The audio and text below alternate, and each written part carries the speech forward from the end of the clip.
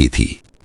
चारों तरफ सन्नाटा था, ऐसा सन्नाटा जिसमें इंसान अपने दिल की आवाज तक साफ सुन सकता है। मस्जिद की मीनारों से अभी अभी आजान की आखिरी गूंज थमी थी और शहर की हलचल भी जैसे सो चुकी थी। लेकिन एक दिल था जो अब भी जाग रहा था, अहमद।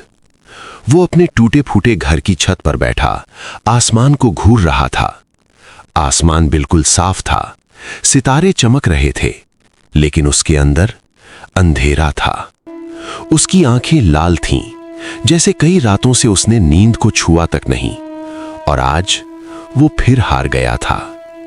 उसने धीरे से अपने हाथों को देखा, खुरदुरे, थके हुए। ये वही हाथ थे जो कभी बड़े सपने देखा करते थे, लेकिन अब ये हाथ सिर्फ दुआ के लिए उठते थे। उसने कांपते हुए हाथ आसमान की तरफ उठाए। आवाज बहुत धीमी थी, मगर दर्द बहुत गहरा। या अल्लाह, मैं थक गया हूं। ये कहते ही उसकी आंखों से आंसू बहने लगे, एक एक आंसू जैसे उसके सीने में दबे हुए सालों के दर्द को बाहर ला रहा था। मैं हर रोज कोशिश करता हूं, हर दरवाजे पर जाता हूं, लेकिन हर बार खाली हाथ लौट आता हूं। क्या मैं इतना बुरा हूं? उसके शब्द टूट रहे थे, सांसें भारी हो रही थीं। उसे अपने अब्बू याद आ गए, वो दिन जब घर में रौनक होती थी, जब हर परेशानी छोटी लगती थी क्योंकि अब्बू साथ थे। अब्बू कहा करते थे, बेटा, जब भी दुनिया तंग लगे अल्लाह से बात करना, वो कभी मना नहीं करता। लेकिन आज अहमद को लग रहा था जैसे उसकी आवाज कहीं पहुंच ही नहीं रही। उसने गुस्से में छत की दीवार पर हाथ मारा और दर्द से कराह उठा, या रब, आखिर कब तक? नीचे कमरे में उसकी अम्मी खांस रही थीं। हर खांसी उसके दिल पर चोट कर रही थी।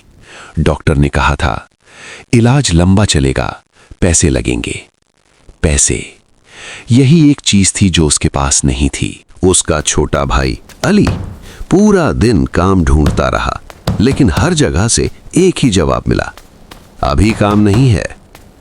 अहमद की आंखों के सामने वो मंजर घूम गया जब अली थका हुआ घर आया था और बिना कुछ बोले कोने में बैठ गया था।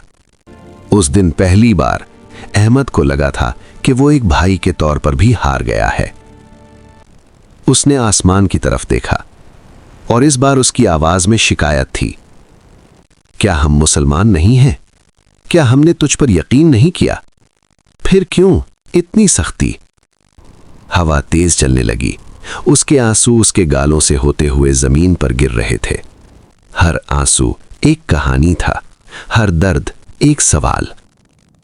वो देर तक रोता रहा, इतना रोया कि उसकी आवाज बैठ गई। फिर अचानक उसे बचपन का एक पल याद आया। वो छोटा था, रमजान की रात थी। अब्बू उसे अपने साथ मस्जिद ले गए थे। वहां रोशनी थी, खुशबू थी और दिल में एक अजीब सा सुकून था। अब्बू ने उसके सिर पर हाथ रखकर कहा था, बेटा, ये जो अल्लाह का घर है ना, यहां से कोई खाली नहीं जाता। अहमद की आंखों से आंसू और तेज बहने लगे। तो फिर मैं क्यों खाली हूं? उसने अपने सीने पर हाथ रखा। दिल जोर जोर से धड़क रहा था, जैसे अंदर कोई तूफान चल रहा हो। वो धीरे धीरे घुटनों के बल बैठ गया और सिर झुका लिया। या अल्लाह, अगर ये तेरी आजमाइश है तो मुझे सब्र दे दे, क्योंकि अब मुझसे ये दर्द सहा नहीं जाता। उसकी आवाज टूट गई। रात और गहरी हो गई, लेकिन उस अंधेरे में कहीं ना कहीं एक बदलाव शुरू हो चुका था। सुबह की हल्की रोशनी खिड़की से अंदर आई। अहमद की आंख खुली।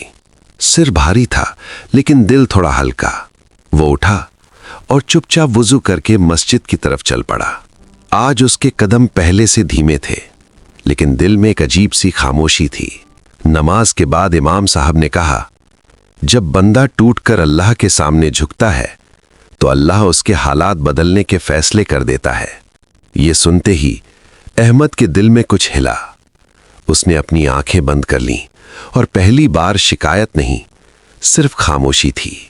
वो मस्जिद के एक कोने में बैठ गया और बिना कुछ कहे बस रोता रहा। लेकिन आज के आंसू अलग थे।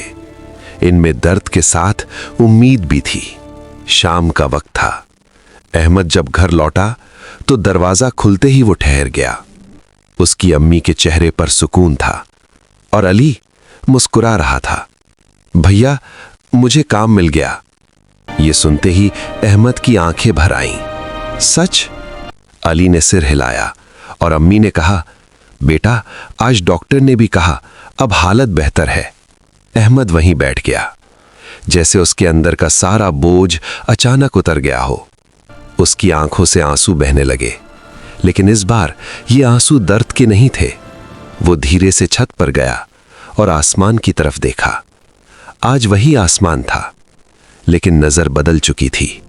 उसने हाथ उठाए और इस बार उसकी आवाज में सुकून था। या अल्लाह, तूने देर की, मगर मुझे कभी छोड़ा नहीं। हवा फिर से चली, लेकिन आज वो ठंडी थी, सुकून देने वाली।